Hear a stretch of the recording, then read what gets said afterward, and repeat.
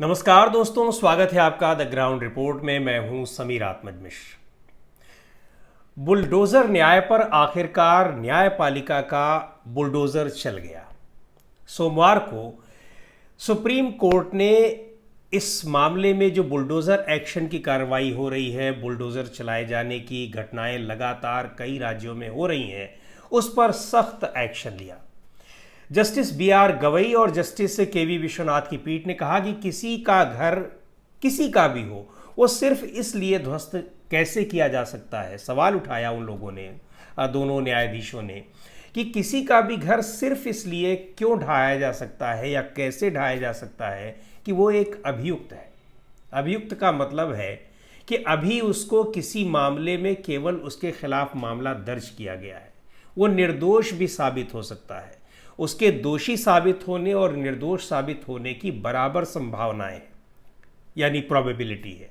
तो उसको केवल उस आधार पर कि उसका नाम एफआईआर में आ गया और उसको तुरंत उसका घर बुलडोजर से गिरा दिया जाए। दोनों न्यायाधीशों ने यह भी कहा कि केवल यही मामला नहीं है, यह भी है कि अगर वो दोषी पाया भी जाता है तो उसका घर गिराए जाने की कार्रवाई क्यों होनी चाहिए, कैसे होनी चाहिए, क्या ये न्याय संगत है, और अगर उसके तोड़फोड़ की ज़रूरत होगी तो उसी आधार पर की जाएगी, यानी जो सुप्रीम कोर्ट दिशा निर्देश तय करेगा। अब ये इस मामले में सुप्रीम कोर्ट ने दिशा निर्देश तय करने की बात की है। और इसके बाद उत्तर प्रदेश सरकार का जो पक्ष रख रहे थे सॉलिसिटर जनरल तुषार मेहता, उनसे पूछा सुप्रीम कोर्ट ने कि किसी का घर क्या केवल इसी आधार पर ढाया जा सकता है कि उस किसी मामले में अभियुक्त है। कोई व्यक्ति दोषी भी है तो बिना कानून की निर्धारित प्रक्रिया का पालन किए बिना उसका घर कैसे ध्वस्त किया जा सकता है या नहीं किया जा सकता है, ये न्यायाधीशों का कहना था। हालांकि यूपी सरकार के जो सॉलिसिटर जनरल थे तुषार मेहता, उन्होंने जवाब दिया कि किसी भी इमारत को ढहाने के लिए की कार्रवाई इसलिए नहीं की गई है कि कोई व्यक्ति वो किसी मामले में अभियुक्त था, बल्कि एफिडेविट के माध्यम से दिखाया है कि नोटिस काफ़ी पहले भेजा गया था। बड़ा दिलचस्प जवाब दिया तुषार मेहता ने, सॉलिसिटर जनरल उत्तर प्रदेश सरकार की ओर से जो इस मामले में पैरवी कर रहे थे। उन्होंने कहा कि किसी अभियुक्त का घर, इमारत, उसका जो भी उस प्रतिष्ठान है, उसको इसलिए नहीं ढाया गया कि वो अभियुक्त है, इसलिए ढाया गया कि उसे पहले से नोटिस दिया गया था, अवैध तरीके से बनाया गया था, थोड़ी बहुत कोई गड़बड़ी मिल गई थी या फिर बड़ी गड़बड़ी भी मिल गई थी। लेकिन ये नहीं उन्होंने बताया कि ये अचानक ये संयोग बना कैसे। गड़बड़ी काफ़ी दिनों से मिल रही है, नोटिस भेजा गया है, लेकिन अचानक उसको गिराने की कार्रवाई तब की गई है जब किसी व्यक्ति का नाम किसी मामले में आ गया है अभियुक्त के तौर पर। तो ये अब संयोग है या प्रयोग है, ये तो उन्होंने नहीं बताया, लेकिन उनका ये कहना था कि अभियुक्त होने की वजह से किसी का घर नहीं गिराया गया।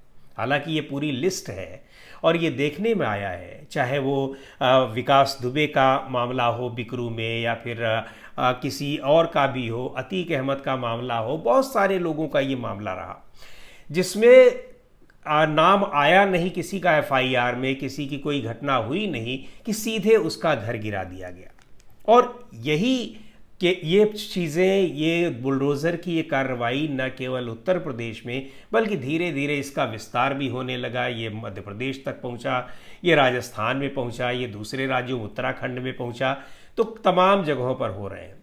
लेकिन एक ये भी दिलचस्प तथ्य इसमें है कि इसमें ऐसे किसी व्यक्ति का घर नहीं गिराया जाता है जो सत्तारूढ़ पार्टी से संबंधित होता है, चाहे कितने भी बड़े अपराध में उसका नाम आया हो, चाहे कितने भी बड़े किसी चीज़ में आया हो। दूसरे ये भी है, ये भी बड़े आरोप लगते रहे हैं सरकार के ऊपर, सभी सरकारों के ऊपर, कि जो बुलडोज़र वाले न्याय की कार्रवाई होती है वो अक्सर उन्हीं के खिलाफ होती है जो एक ख़ास समुदाय से जुड़े हुए होते हैं, ख़ास कम्युनिटी से जुड़े हुए होते हैं।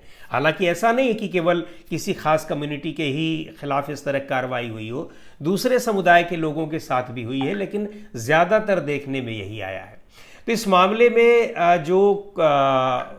ये जो याचिका, इसमें कई तरह की दायर की गई थी इस मामले में।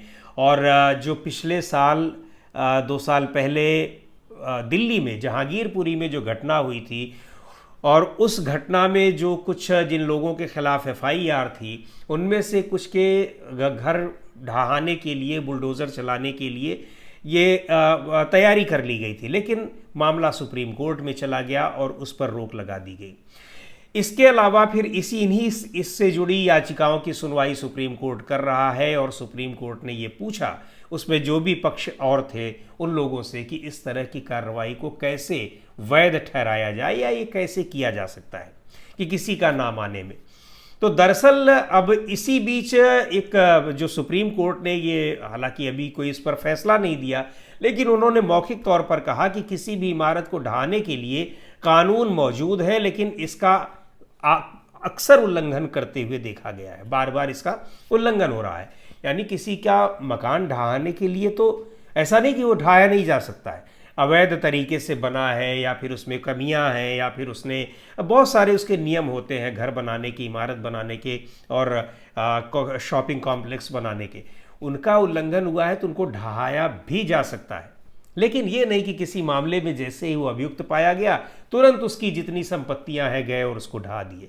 ये ज़रूर है कि उसमें कोई ना कोई खामी निकाल ली जाती है, और पूरे देश में कोई भी ऐसा राज्य नहीं है जहां जो भी निर्माण कार्य हो रहे हों वहाँ जितने भी संस्थाओं से, जितने भी विभागों से एनओसी मिलने की प्रक्रिया होती है वो सारी एनओसी सबके पास हो। ऐसे शायद विरले इस तरह के लोग बताते हैं और जानकारी में आता है कि विरले कोई घर होंगे या जो इमारतें होंगी।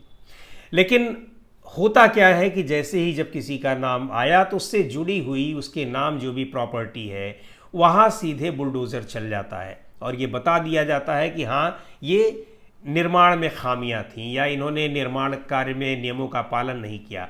तो इसे लेकर जो तमाम याचिकाएं थी सुप्रीम कोर्ट ने बहुत सख्ती दिखाई है, तल्खी दिखाई है और कहा है कि सुप्रीम कोर्ट को इसके लिए कोई गाइडलाइन अब बनानी पड़ेगी। सुप्रीम कोर्ट की बेंच ने साफ तौर पर कहा कि हम पूरे देश के लिए दिशा निर्देश तय करेंगे, लेकिन इसका मतलब ये नहीं है कि किसी भी अनाधिकृत निर्माण को संरक्षण देंगे। हाँ, मतलब कि कोई गैर कानूनी तरीके से बनाए तो ऐसा, इसका मतलब ये नहीं कि हम उसको बढ़ावा दे रहे हैं। उसके खिलाफ जो कानून है उनका पालन किया जाएगा, लेकिन ये भी दिशा निर्देश तय होगा कि किसी का नाम एफआईआर में आ जाने का मतलब ये नहीं हो जाता कि उसके घर को जाकर तुरंत गिरा दिया जाए। तो ये अब इस मामले में सुप्रीम कोर्ट दिशा निर्देश तय करेगा, आगे अभी सुनवाई इसमें जारी रहेगी। और कई राज्यों में प्रशासन की तरफ से जो बुलडोज़र की कार्रवाइयाँ हुई हैं, इमारतों को, घरों को ढाया गया है, उनसे जुड़े हुए मामलों की सुनवाई सुप्रीम कोर्ट कर रही थी। तो इस मामले में ये अब दिलचस्प मोड़ पर आ गया है कि जिस तरह से बुलडोज़र की कार्रवाई की जा रही थी और उसे एक तरह से सरकारें अपनी उपलब्धियां बता रही थी। बुलडोज़र बाबा के नाम से उत्तर प्रदेश के मुख्यमंत्री योगी आदित्यनाथ मशहूर हो गए हैं। चुनाव प्रचार में इसका पूरा इस्तेमाल किया गया, हालांकि कई जगहों पर उसका एक बैकफायर भी किया, चुनाव में नुकसान भी हुआ, लेकिन इसे लेकर जिस तरह से उन्होंने अपना प्रचार किया और दूसरे राज्यों ने भी उसको फॉलो किया, कॉपी किया, उसको देखकर ये बहुत ही गंभीर स्थिति पैदा हो रही थी और ये कहा जा रहा था कि ये कहीं का न्याय नहीं है।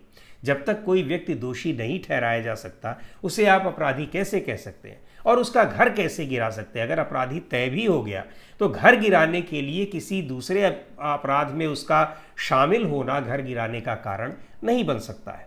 तो कानून का शासन है, संविधान के हिसाब से अगर काम यहाँ पर हो रहा है, व्यवस्था चल रही है, तो फिर कानून के हिसाब से ही कार्रवाई भी होनी चाहिए, ये सुप्रीम कोर्ट का कहना है। तो दोस्तों आज के इस वीडियो में इतना ही। अगले वीडियो में फिर मिलेंगे एक नए विषय के साथ, एक नए मुद्दे के साथ। द ग्राउंड रिपोर्ट के यूट्यूब चैनल को आपने अब तक सब्सक्राइब ना किया हो तो ज़रूर कर लें, हमारे वीडियोस को लाइक करें, शेयर करें और अपने सुझाव भी हमें ज़रूर भेजें।